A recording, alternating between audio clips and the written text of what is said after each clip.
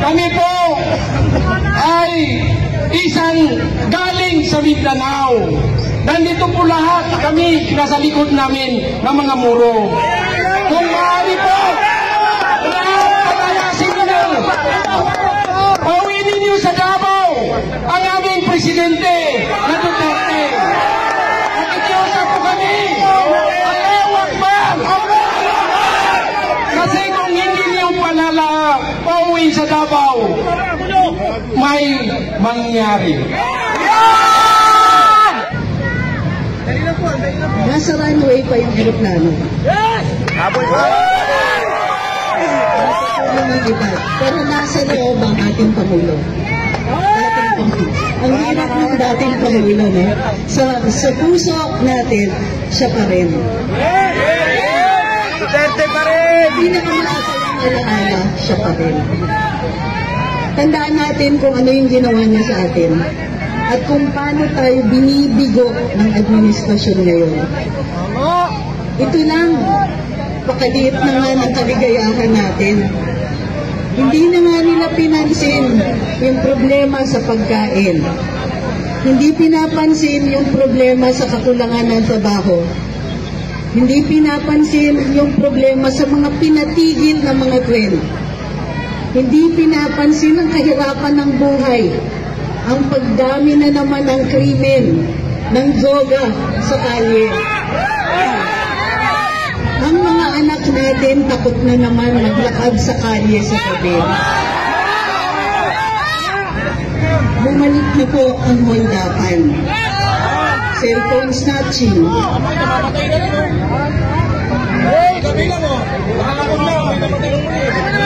Ang dami na naman po.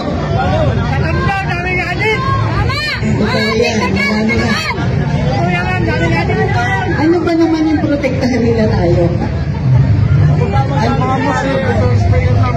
Ay, opo. Opo. May gusto magsalita. Opo. Tapusin lang po natin ito. Una, dasal. Pangalawa, magsalita, magpahayag. Pangatlo, pag nanawagan tayo ng malawak ang kilos protesta, handa na po ba kayo?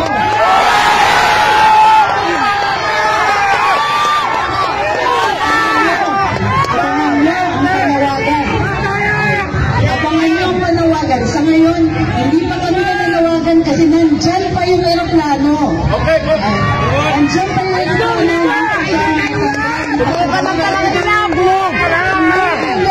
Ipaalam sa administrasyon na ito na magkakamali sila pag makalis yung aeroplano na ito. Hindi kami maligaya. Ngayon pa lang sa administrasyon na ito na lagi manggalit pag nawala sa Pilipinas si Rodrigo Duterte. Walang uwian! Walang uwian! Walang uwian! Walang uwian! Tingnan po natin, kapatid natin Muslim, ay hinalain ng Allahu Akbar! Allahu Akbar! Allahu Akbar!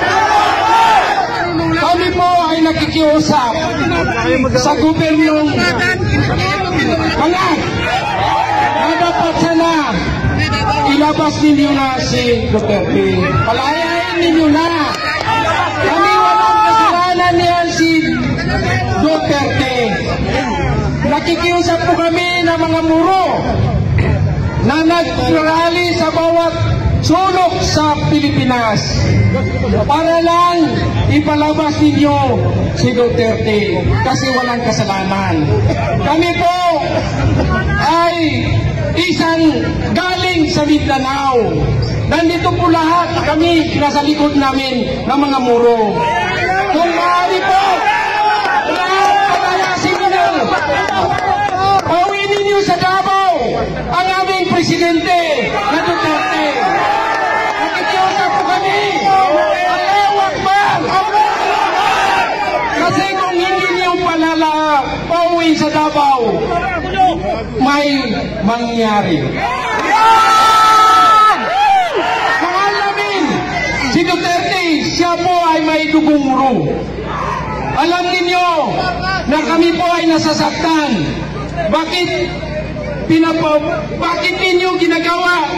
Palagi ninyong inuskahan si President Duterte. Marami po siyang nagawa dito sa Luzon, Visayas at Mindanao. Inuna po niya ang Luzon. Hanggang ngayon, nakatiwangwang ang mga project namin doon sa Mindanao. Tingnan po ninyo, inuna po kayo dito sa Luzon.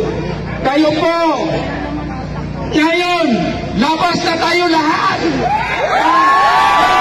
32 milyon! 32 milyon!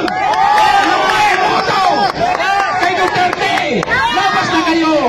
Ngayon, oras natin ngayon na mapakinggan ang boses ng muro. Nandito po kami ngayon, galing sa Mindanao, galing sa Visayas, para lang mapakinig ang ingay namin na pauwi ninyo ang aming presidente na si Duterte. Please, Assalamualaikum warahmatullahi wabarakatuh.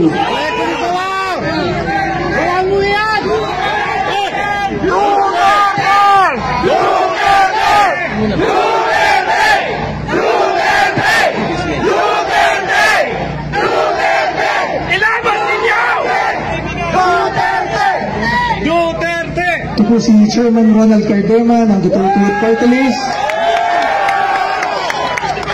Tayo po ay nananawagan sa ating mga kababayan dito sa Pasay, dito sa Metro Manila.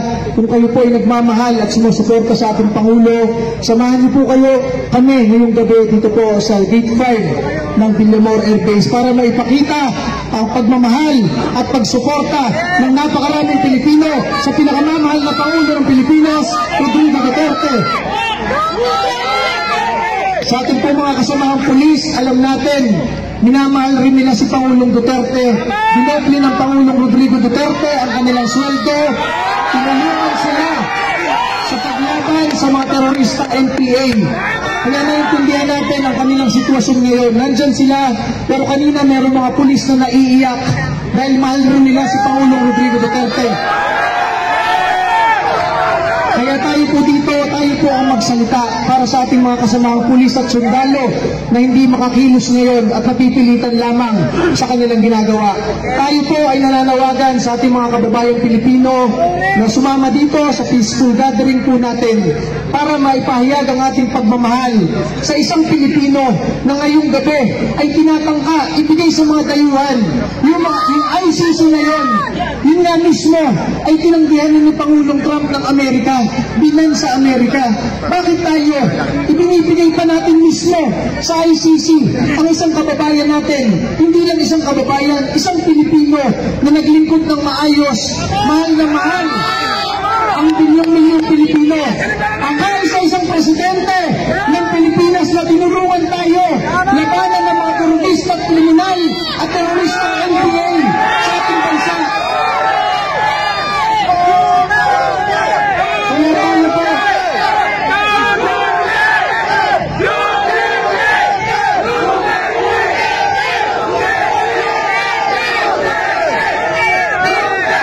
Kaya tayo po ay nananawagan sa mas marami nating kababayang Pilipino. Nasa social media, talagang daang-daang libo hanggang milyon ang nag-iiyakan ngayon sa nangyayari sa ating bansa. Kaya ang panawagan natin yung ibang nandito sa Pasay lamang at nasa Metro Manila, samahan niyo tayo ngayong gabi dito sa Gate 5 ng Villamor Air Base para maipakita pa ninyo through your cellphones, through your Facebook Lives and TikTok na napakaraming Pilipino ang nagmamahal sa ating Pangulong Rodrigo Duterte. Sana po huwag nating hayaan na makalipad ang eroplanong iyon dahil baka hindi na natin makita si Rodrigo Duterte sa ating buhay.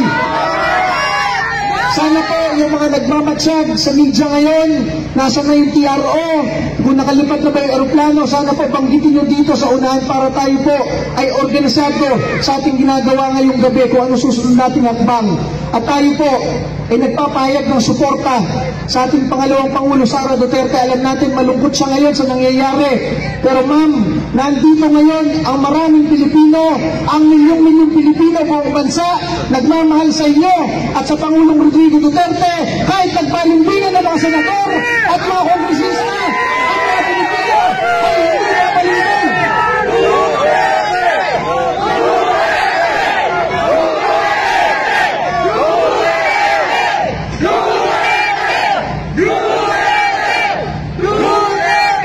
Panghuli na lamang, napakaraming nagme-mensahe sa ating kanina. Mga opisyal ng PNP, mga opisyal ng AFP, lahat sila nagpapahayag na nalulungkot sila bakit ganito nangyayari sa ating bansa. Hindi lang sila makapagsalita. Ang ating Pangulong Rodrigo Duterte ngayon ay hawak ng PNP at nasa isang kampo ng AFP. Kaya ang masabi natin, sana po, samahan nyo kami dito sa isang peaceful gathering.